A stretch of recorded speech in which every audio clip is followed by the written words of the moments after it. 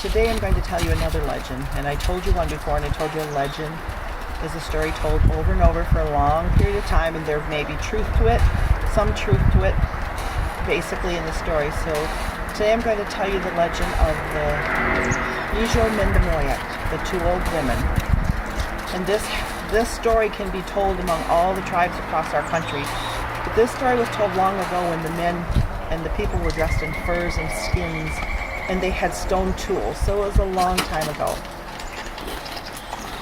And people traveled from land to land to eat, from place to place. They had fishing grounds, they had burial grounds, they had summering grounds. And this time it was winter time, and they were in their winterlands, and they were eating, and it was a hard winter for the people. They didn't have enough. They had depleted all their stores from the summer.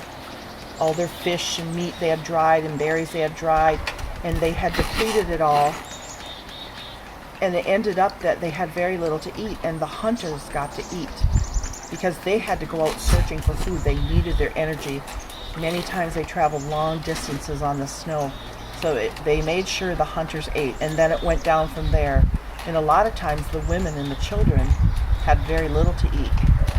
Well, in this one group of people, this is the way it was. They had very little to eat, and the people were really hurting and suffering. And their chief, who was a very kind man, he was a good chief, a good leader, he called all the people together on this one particular day. And as the people were gathered around the fire, the chief began to speak and said, "We're having bad times." He said, "You all know that." He said, "And so our council got together, and we've decided that we must move on. We must find a new place to live and where we can find food, because there's nothing here." He said, "But we have decided to leave the old ones behind." Now everything was quiet. The chief looked around, and no one said a word. No one. Now sitting at the fire were these two old women, the only elders in the group, in the whole group, and they were sitting at the fire. When they heard this, they did not move, they did not flinch or anything. They just sat staring straight ahead. And the chief said, "And we are moving immediately. Pack up your things now. We shall leave as soon as we're packed." And the people started to go toward their own dwellings to pack up. And the two old women still sat there just staring straight ahead. And the older one, Beneshi, was older. She was 80. She had a daughter and a grandson in the group, and she couldn't believe they didn't say anything. Her daughter, she said, "I brought her up better than that. She didn't even stand up for me." And her grandson, who was still a young boy, she didn't blame him, but her daughter should have said something. The younger elder woman was 75, and she was a Nung, star woman, and she just sat there. She knew she had no one to speak for her, but she couldn't believe what was happening either. And the people hurriedly went to their dwellings and began to pack up all their possessions. And as they sat there, they never moved and never looked around. The people were packing up. Soon, Beneshi's daughter come over and got right in front of her and said, "Mother, I'm so sorry." And she put down a large ball of babiche. And babiche was twine cut out of caribou, and it was all wrapped into a big ball, and she put it down with tears in her eyes, and she turned and went back to the people. And she never looked at her. Beneshi never looked at her. She just sat there staring straight ahead, not seeing anything. And soon her grandson came into sight and said, "Grandmother." Now, in those days, the weapons and the tools were very, very important. And her grandson had a stone hatchet that was kept on his belt. They were treated very badly if they did not take care of them. That meant life and death to them. So he took very good care of his stone hatchet. And he was like in his 12, 13-year range. And he very quietly, without the people seeing him, put the hatchet in a low branch of a pine tree where no one could see him, because he would have gotten in a lot of trouble. And he pointed in front of his grandmother so she could see. He pointed, but the grandmother wouldn't even look at him. She just stared straight ahead. And he too went and joined the people. And it wasn't very long, just like the chief said, they were all gone. They left. packed up and left, and the two old women just sat there staring straight ahead, not moving, but tears were now forming and falling as they sat there realizing what had happened. What just happened was unbelievable. The younger one, Anung, got up finally, and she leaned over and said, I know this is not what we wanted, but we know what happens when you get left behind. You die. We were just going to sit here and die. But I've decided I'm not going to. If I'm going to die, I'm at least going to die trying. And I want you to, too. She says, think about that. She said, we can sit here and die like they think we're going to do, or we can get up and try. Die trying.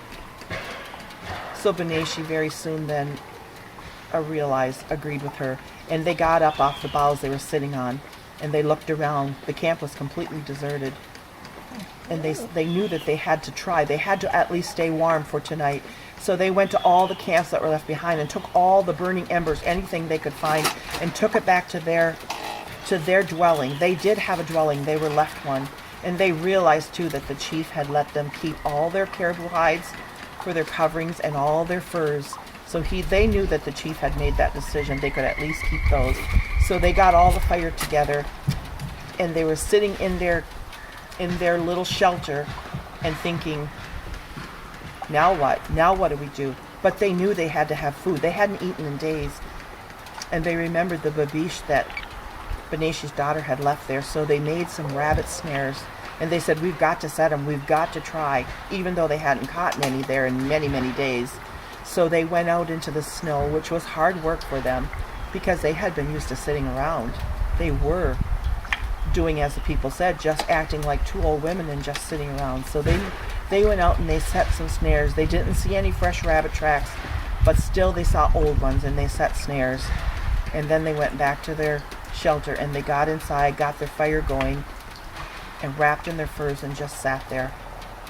And sat there just thinking quietly. And soon they fell asleep. And in the middle of the night while they were sleeping, they heard a cry from an animal, from a hurt animal. And it terrified them. They sat up, both of them sat up scared. Then they realized it must have been a rabbit. That was a rabbit. And they knew they had to get it right away, or something else would. They got up in the middle of the night and wrapped their furs around again and went out, and sure enough, they got a rabbit. And they reset their snare, and they came back.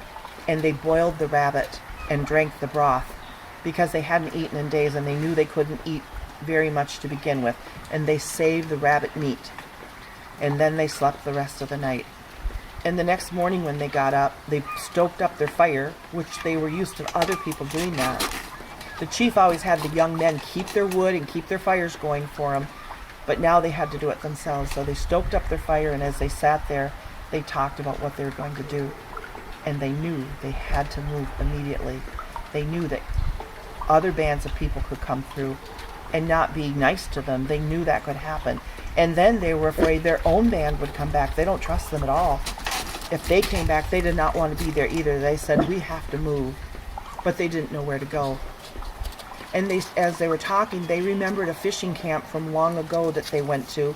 It was a long ways away, but they thought if they could get there, that would be a good place for them to go and live. So they decided that's what they would do. But they needed snowshoes. And they remembered how to make snowshoes, but they didn't have all the tools they needed, but they did the best they could.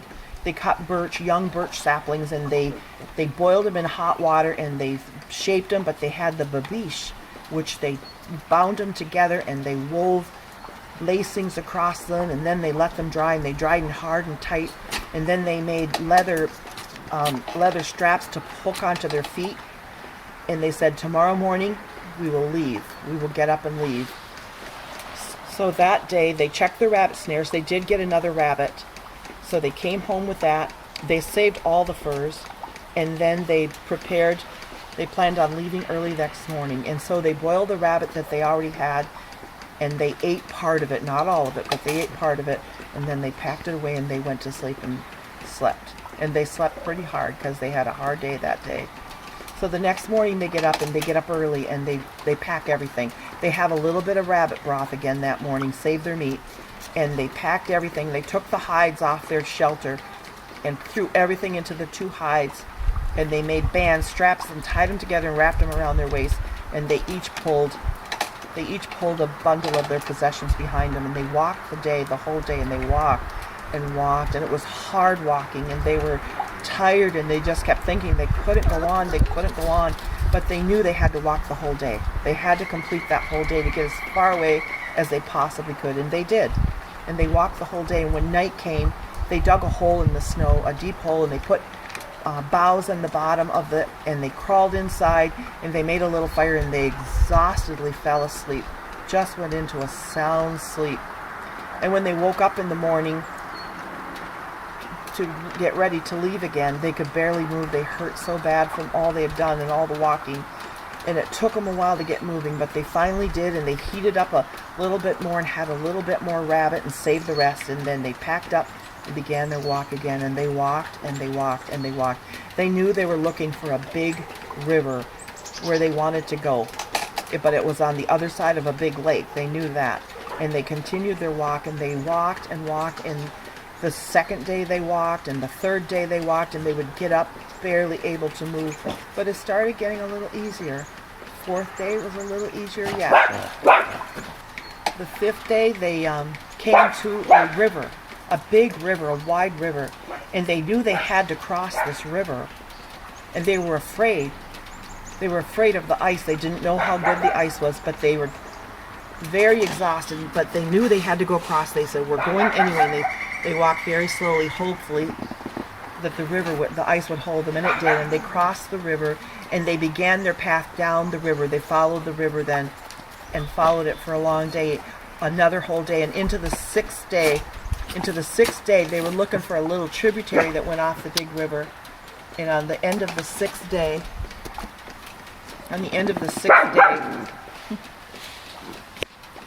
they saw the tributary where they were looking for, the smaller river, and they took it, and by the end of the sixth day, they saw their old camp. There was their old camp, and they were so happy. Stop it there.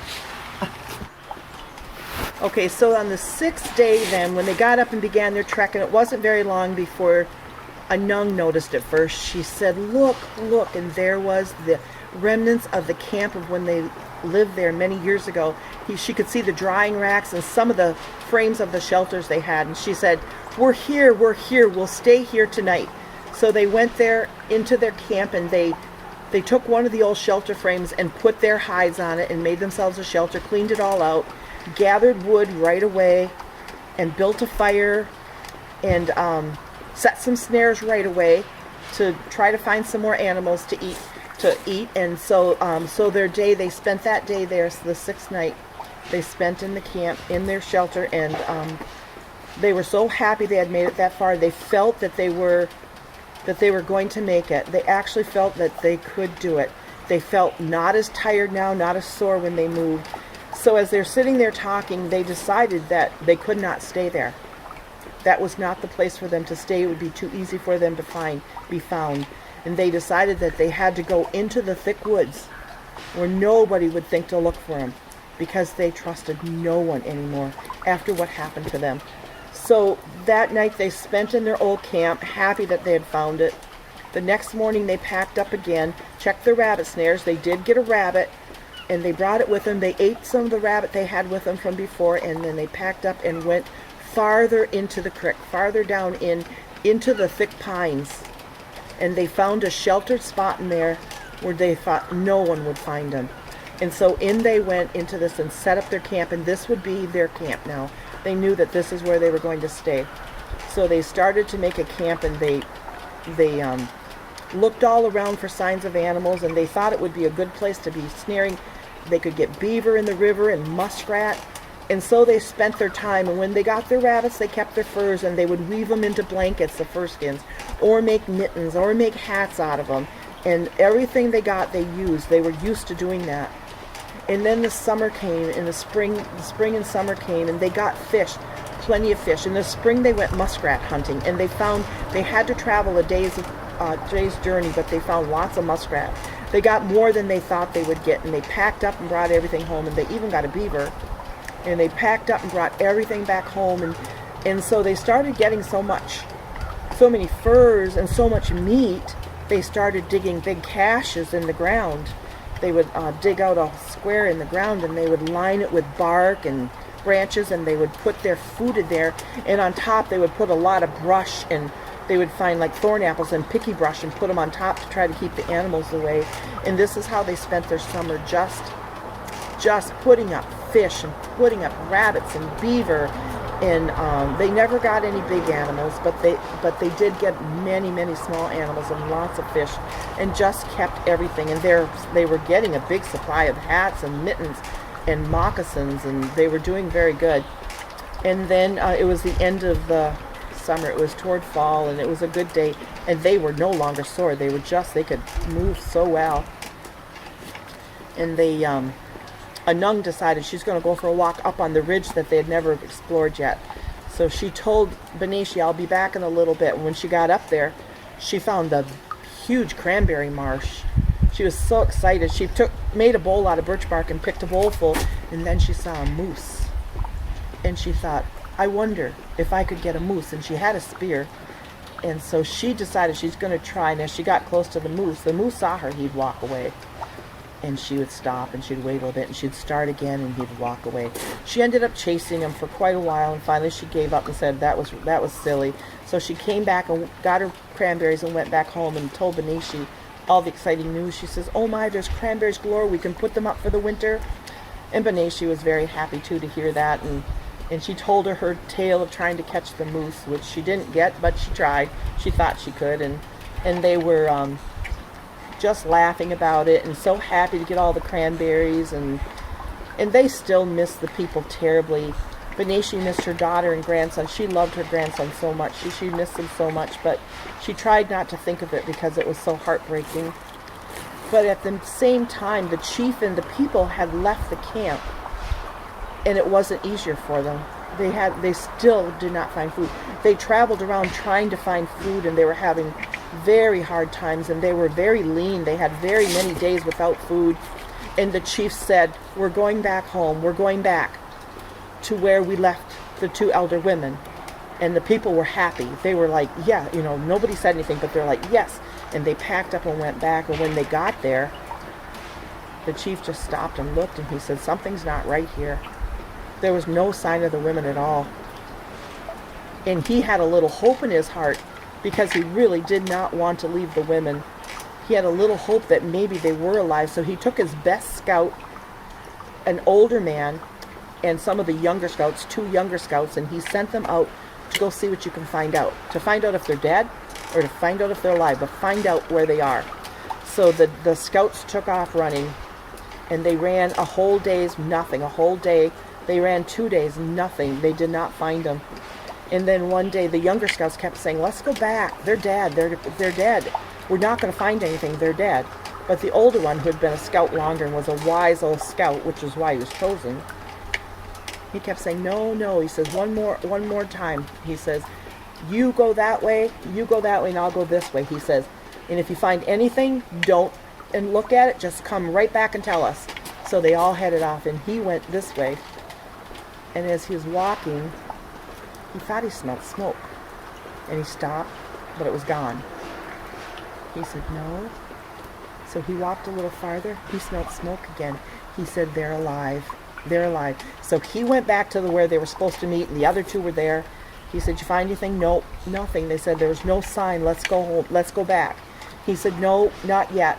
We're going to look a little farther. And they're like, oh, no. They're dead. We know they are. He said, come follow me. And he took them where he was, and he said, just stand here still and listen and look. He said, you notice anything? Nothing. We noticed nothing. He said, a little longer. And pretty soon one said, I smell smoke. He goes, yes, there's smoke. They're near. So they started out. He sent some this way, and he went this way. And pretty soon they saw the smoke rising out of the woods, out of the thick woods.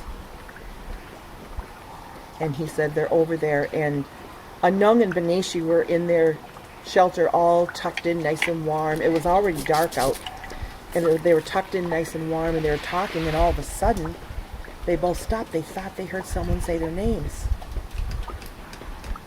Then they thought, it can't be. And Benicia said, did you hear that? And Anung said, I did. Someone's calling our names. and it terrified them. They didn't trust anybody. It terrified them. They just sat completely still, and the scout hollered out, it is I," and told him their name. He says, "The chief sent us to find you. He wishes you no harm. He won't hurt you. He promises he won't hurt you. He sent us to find you, to bring you home, and to see if you're okay." And so Benaishi and Anung knew they could not hide. They knew they couldn't hide from the scouts or from any of them now that they knew they were there. So they came out and called them, and they came in. The 3 scouts came into them, and they didn't touch them. They said, "The chief is so sorry." She goes, "We don't trust you. We don't trust the chief. Never again." And the scout says, "I promise you, I will never let anyone harm you or do that to you again. I promise you." And the 2 young ones, first one and then the other, said, "We do too. We will never let anybody harm you ever again." So they invited them into their shelter, and they fed them, and they noticed that they were pretty gaunt looking and didn't look well dressed, and they looked hungry. So they fed them some of their food, and they gave them warmer clothing to wear. And they told them that our people are very hungry. He said, "Could the chief come and see you?" They said, no, nobody's coming to see us, no. But they packed him up with some furs and some food and sent him back to the chief. And they were all so happy. Benaishi's family, her daughter and son, were so happy to hear that they were alive and doing well. And they sent food back for the people and told them not to overeat it, to go slowly on it, and that there'd be more food coming. And the chief was so thankful, and they told him, "No, we can't visit." But after a few days, the scouts kept going over, and they would come back with messages of more food, and finally they said, "Okay, we will see the chief, only the chief." So the chief moved first they met the chief, and the chief promised that ever would he do that again. He was sorry he did it in the first place, and he thanked him for the food and the furs they had gave him. And she said, "We will start visiting some of the people, but only a few at a time, not all the people. We've missed you dearly." So the chief moved his camp right down from them a ways. It was a little walk. And so the whole village moved there, and the people start coming and visiting. That some of the children came, and Benaishi and Anung were so happy. But Benaishi's daughter and grandson never came. And she was so sad, she never said a thing. But Anung knew that she missed them terribly. And the people kept coming though and visiting, and they would feed them, and they would visit for a while. And then one day, Benaishi's grandson came, and he just stood there. He didn't know how his grandmother would respond to him, and she just threw her arms around him. She was so happy. He said, "Oh, grandmother, I've missed you so much." And she told him she missed him so much. And she said, "Thank you for the hatchet." She said, "It really saved our lives." She says, "I know what you had to do that." And she said, "I missed you so much." And he said, "Mother really, really misses you. Mother is so sorry and been sad every day since we left you." And so she said, "Okay, bring your mother." So when he went home and told his mother, she was so excited, and she packed right up and come right down and saw her mother, Benaishi, and they hugged, and they were so happy. And after that, they helped the people to get through the rest of that winter. And after that, the people all promised that never, ever, ever again would they ever do that to any of their old ones. That after that, they know the value, and they know the knowledge that they have, and they would always go to them with their knowledge. And the 2 women were put on the council of the people because of their knowledge, because they proved who they really were, and that they were really worthy and knowledgeable. And the people after that always treated them with great respect. And Benaishi and Anung also knew they could never go back to the ways they were, that they couldn't let the people care for them and wait on them. They had to do more. They had to do what they could do. And they knew that too, that that's the way it would be from now on. And they were well respected after that. And never again were the elders ever treated badly in their group, in their villages, and that they were treated with great respect after that. The people were very thankful. They actually saved their lives. Miwe.